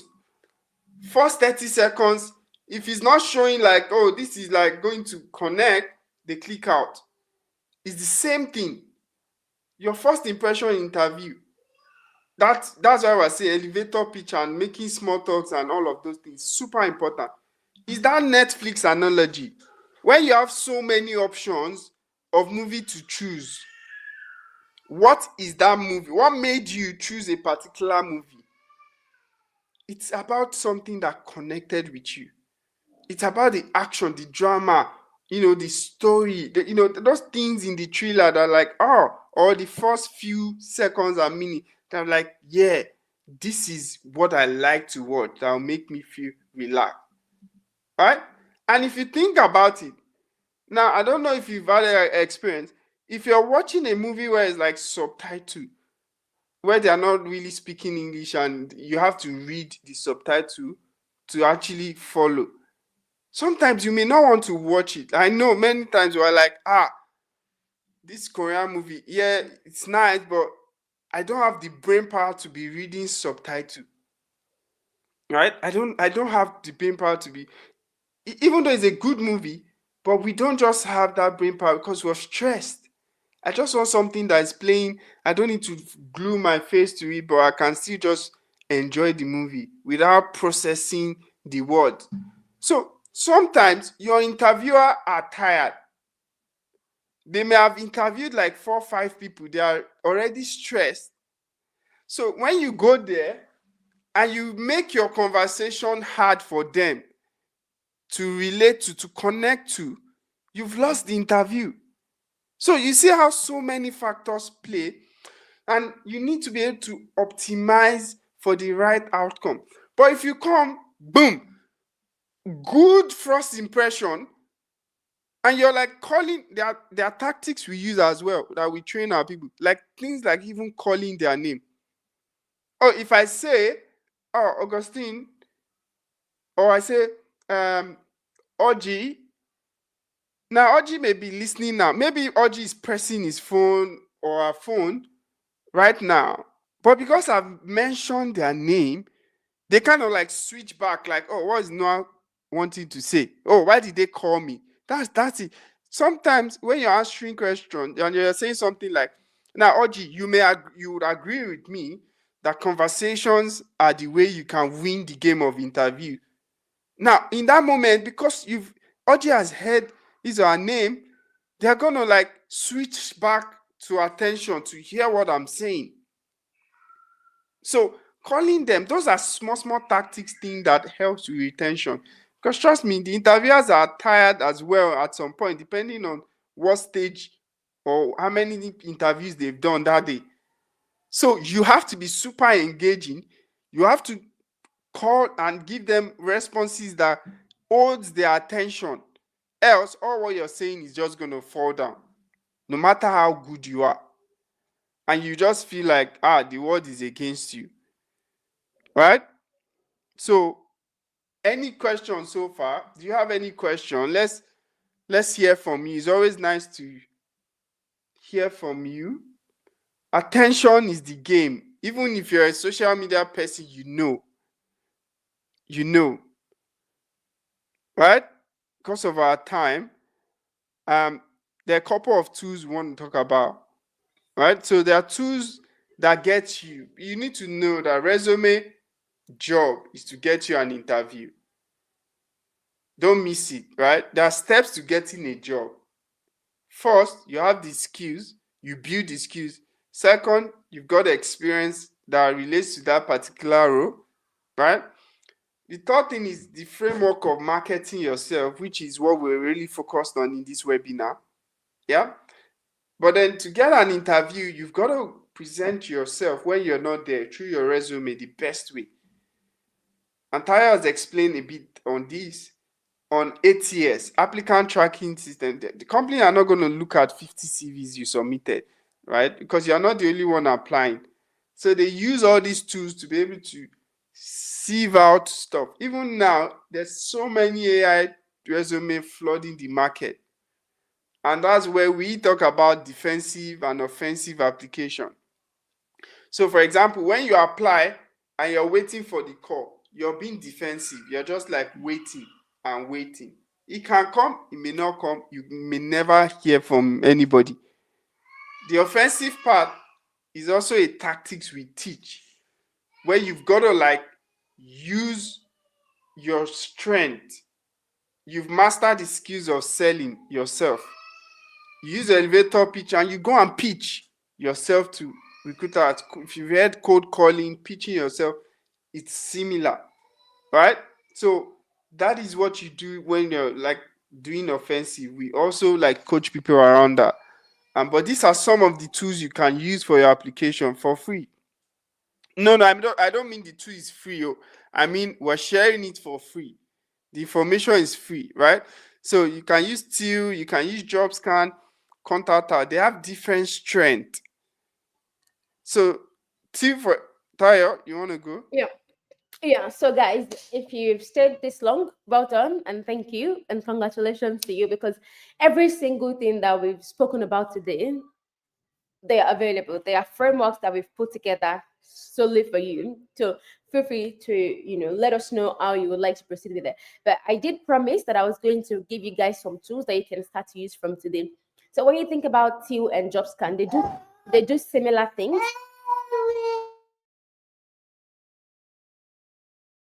So sorry about that. So Till and JobScan, they do similar things. However, Till makes you more organized. Think about Till as that platform where you can put in 30 of your applications, job that you've seen. I'm not going to go into the details of what these tools can do for you. I've got a video detailing and describing how I use these tools. So if you would like access to that, reach out to us. But these tools will ensure that it's going to scan your resume against the job description. So that way, you and the hiring managers would be speaking the same language. Please note, the idea is not for you to go and lift, copy and paste the job description in your resume. The idea is to mirror. There's a difference between just lifting something and mirroring it, leveraging keywords that they're looking for. They're looking for requirement gathering, user story mapping. Or if they're looking for someone that has worked on Salesforce CRM as an example, those things are critical things that your resume needs to be speaking the same language.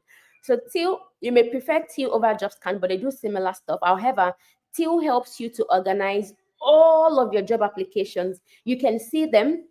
You can get all their contact details. You can do a whole lot of things with Till. JobScan is really good as well, depends on what you want.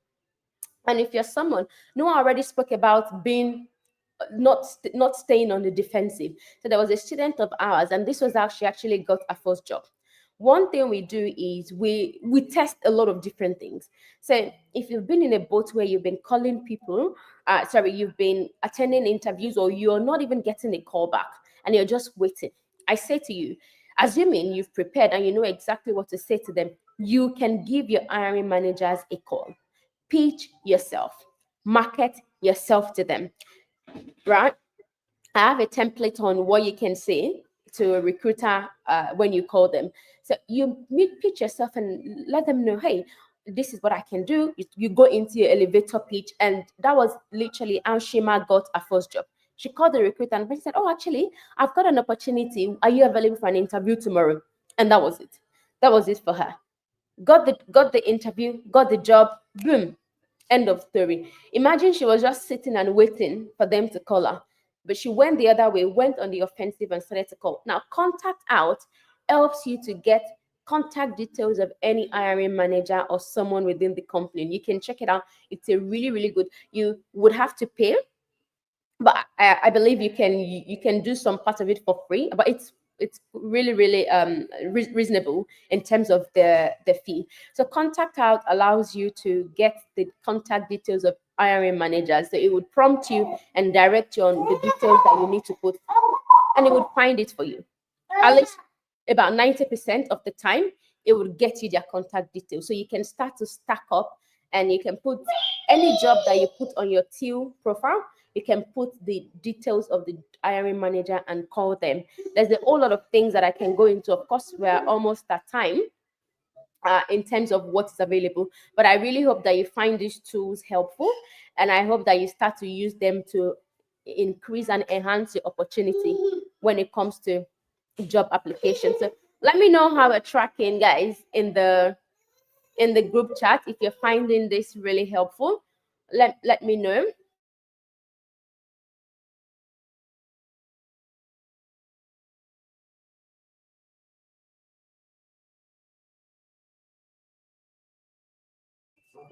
So guys, if you're in the boat, you have an upcoming interview. I want to get a sense of where we're at. If your team, I'm struggling to get a call back, let me know in the group chat. If your team, I'm struggling to navigate interviews, let me see what your thoughts are. And if your team, I have been attending interviews, I just don't know, I don't have the questions, I don't know what to say to people, let me know. All of these things I can fully support you with. I've got loads and hundreds of questions from across different companies here in Australia, even in the UK as well, including Accenture. If you're looking for a templated interview questions in terms of where you can get started from, some of them I've got the answers as well. There was one of our students that got a job last week Friday. She lives in South Australia, and there's something that we share internally with our student. You probably wouldn't see this anywhere on the internet. It's called an interview guide, and this interview guide was based from all the interviews that I have attended and all the interviews that they've attended as well. And I have written the question and answer in a way that I know that if you say it to any recruiter, they're going to feel like you're talking to their soul. It's very conversational. It's not a chat GPT or any of the AI generated responses that is just robotic. It's very conversational. It has different blanks where you can include people's name, and it's literally going for the price of burger. $50. Some of your lots would probably buy food worth more than that. This interview guide has helped a lot of people. I got several feedback from them saying, Tayo, that my interview felt like I was reading your interview guide. That's how good it is. But it's really about, our mantra is, I need you to go into an interview without tasking your brain too much, which is the mistake that we make. You're not meant to go to an interview and start to think about all the questions. Ideally, the questions you should have to maybe think about very deeply should not be more than 3 to 4 questions. You should have prepared for because the questions are recycled. Yes, they ask them in different format, in different ways, structured in different way, but the idea is still the same. So what they are looking for is the same. It now depends on how you structure it and how you really frame it. I say to people, how you say what you say is just as important as what you're saying. I could be the best, I could know exactly what I'm doing, but if I've watered it down with a very unimpressive presentation or in the way that I've presented my thoughts, no one's going to call me back.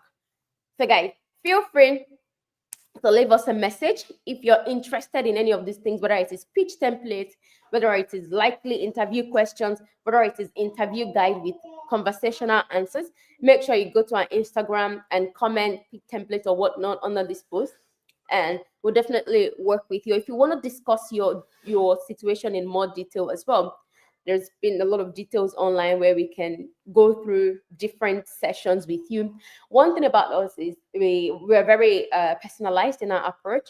People need different things. For some people, it's really how to navigate themselves. Like some people go into interview. You probably never heard this before, but you go into an interview and you're looking at everywhere else but the recruiter. So they ask you a question, you're like that, moving around and not looking at the camera, you're not creating that connection. Those are little nuances that affect your performance. But we also know that that comes because you lack preparation, because you're scared and you don't know what to say. When you're prepared, you have confidence. Knowledge is power. When you've got power, when you've got knowledge, you have power. When you have power, you have confidence. When you've got confidence, people are going to respect you and that increases your value ultimately. So thank you all so much. I hope that you guys have gotten a lot of value out of this session. Feel free to reach out to us requesting for any of these things that I've mentioned. A good number of them are going for So literally price of burgers. So yeah, that's just for the focus of this webinar, right? So if you're yeah, struggling specifically, say this is not just tech now we're talking about. If you're focused on, I want to get more interviews in whatever role, this works for you. However, if you're looking at transitioning to tech, say you've had somebody join our program, business analyst, project manager, all of that, you really want to get six-figure job, because that's what we do. This is just like side, because so many people come like, I'm an accountant, I'm a lawyer, I just want to be better at interviews and all of that. That's why we're doing this. So if you want to get that six-figure job, you want to transition, we have an entire program that helps you. So all of these things we're saying is part of it. It comes with it for free. So you join our program, you enroll on our program that has changed lives. Like, I can't even count now, like hundreds of people already that have secured like 120, 130, 140, 150. We have someone $155,000 offer. Then you can comment transition on our IG. So you can go on our IG now and comment transition, right? For that, we can give you, because you're at this stage, you've stayed to this part of the program, right? We will give you a special discount. We've never, our new cohort actually starts next week, but we'll give you a $200 off the program. All you need to say is transition, and I'll know that you came from this webinar. If you like, it's only for today, literally.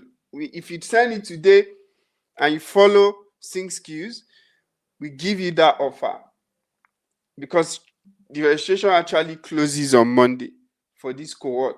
So if you go there, we can give you a $200 discount, and you can use that to enroll. You get that discount as part of our standard fee for the program. That is our gift for you, to appreciate you for joining this webinar, staying to this end, more importantly, because other than that, I'm sure that I'm sure you've learned one or two things that you can already use, to change your situation, and you can try. But if you want to really get a condensed, effective strategy where we go actually, so we've told you all this framework, but it is in the implementation that you get result, and it's on the program that we do all of that. So in more details, understanding your situation, and we go in depthly teaching you all the strategies. So if you want comment transition, but if it's just the pitch template you want, Tayo has given you the offer. Just comment pitch, and it's $50 for that. Just, I'm sure it's like money that you use for burger, as Tayo said. So yeah, all right.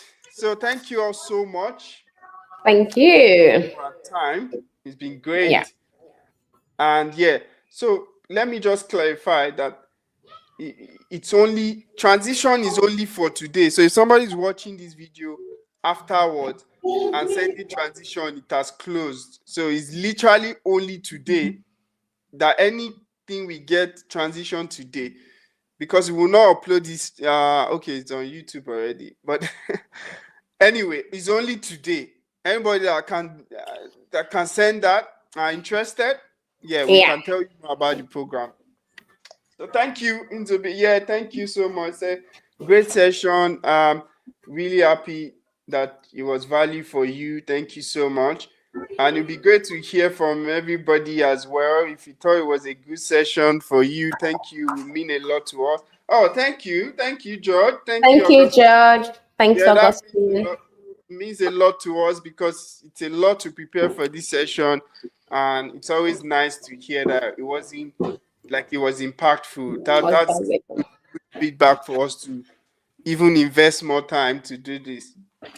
So thank you so much. We appreciate your feedback, guys, and for engaging throughout. So yeah, till next time, if you're not following us, please follow us. We share so many valuable things like this. And we're also like working on a product, Oloja Hub. So check that out. If you want to start a business, we're going to start our course on that as well. Because at the end of the day, getting a good job is the first step in our mission. So when you get job that gives you flexibility and clarity, then we want you to move into entrepreneurship and do it the right way. So it's not just about, okay, now I know it's easy to start to do catering job or like a restaurant and all of that. I'll just go and start cooking without certificate and all of those things. No, we want you to learn the business of running a business, because there's so much benefit in running your own business. Yeah. Like the book will say, Rich Dad Poor Dad, you need to mind your business. You need to mind your business. If you're working for somebody, you are um if you're working for somebody, you're building somebody else's business. At the end of the day, for us, the goal is that we become a force, Yeah. that we all trade together, and we all grow. So first step is get into the career that gives you flexibility. You can earn money and you have more time. Now, with that time, what you do with it is not to go and do extra shift or something. It's now I'm going to sit down and I'm going to chart my way. I'm going to start a business, or I'm going to learn the business of running a business, and in a way that scales and can potentially change my life. I'm on the journey. I'm a student of business coaches as well. So those things I'm documenting it as I go, so that when I launch the program of mentoring people, I have clear direction Yeah. and clear testimonies and clear frameworks to help people. So yeah, great to meet you all. Oh, great, great to see Amazing. Tina, Tony. Thank you Thank you so guys much. so much. Whatever Yeah, your need is, just comment on our most recent post on Instagram. I'll pick it up, whether it is pitch follow template, us. whether it is transition, whether it is interview guide. Just comment and someone will definitely have a chat with you about it. But thank you all for spending your Saturday with us. We really do appreciate it. I'm really excited that you guys got some value out of this session. It does take time for us to prepare for this session to continue to serve you all. So thank you so much for giving us your time. Remember to follow us on IG as well. We drop a lot of useful information. Feel free to follow Sync Skills. Feel free to follow myself and Noah as well if you want to learn a bit more about our journey. But other than that, I hope you all have a beautiful afternoon, or if it's morning, wherever you're at, I hope you have a great morning. Thank you so much for your time. All Cheers. right. Bye. Bye, everyone.